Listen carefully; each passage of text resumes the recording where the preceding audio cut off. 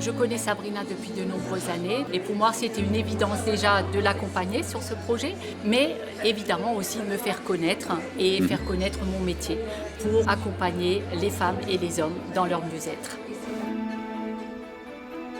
La particularité, c'est que ma ligne éditoriale, elle n'est pas des auteurs, mais une histoire de vie.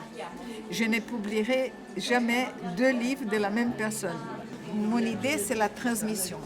Et j'ai commencé par questionner les jeunes, collégiens et lycéens, leurs sentiments, leurs idées de l'Europe.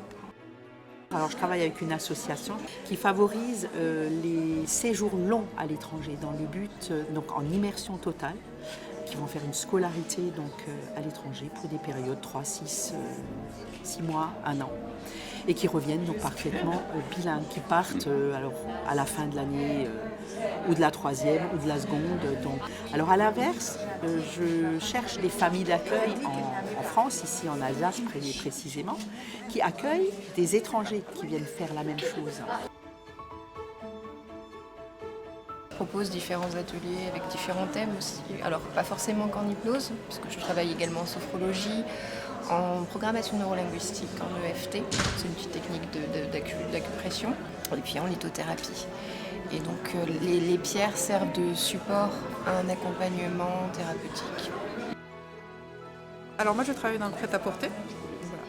Donc j'organise des événements privés et j'ai mon site internet. C'est vraiment des vêtements uniques.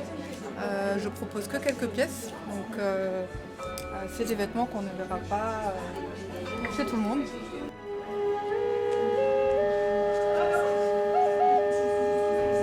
Je suis musicothérapeute et mon don c'est la voix. Et j'utilise aussi les bols thérapeutiques. Donc il y a 30 ans de recherche sur ces bols et quand on les pose sur le corps, il se passe quelque chose. Voilà.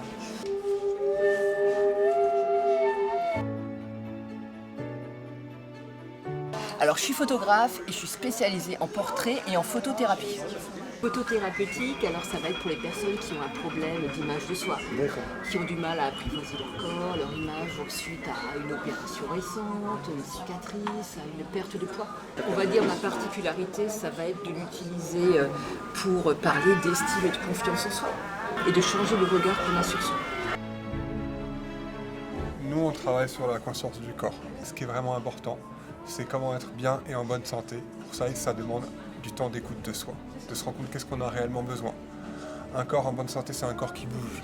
Pour ça, on va avoir le yoga, le massage thaï, qui sont là pour éveiller le corps. Après, dans les approches un peu plus originales, on va travailler sur le rapport avec le froid. Le froid est un super outil pour la confiance en soi. C'est une association qu'on a montée avec le président il y a 10 ans maintenant. Au départ, c'était de la boxe féminine dans les quartiers. Et c'est les jeunes filles justement des quartiers qui sont venues nous voir pour proposer une protection. Qu'est-ce que je pourrais apporter à leur maman qui ne viendrait pas à la boxe, mais comment les aider à se protéger parce qu'elles étaient victimes justement de violences.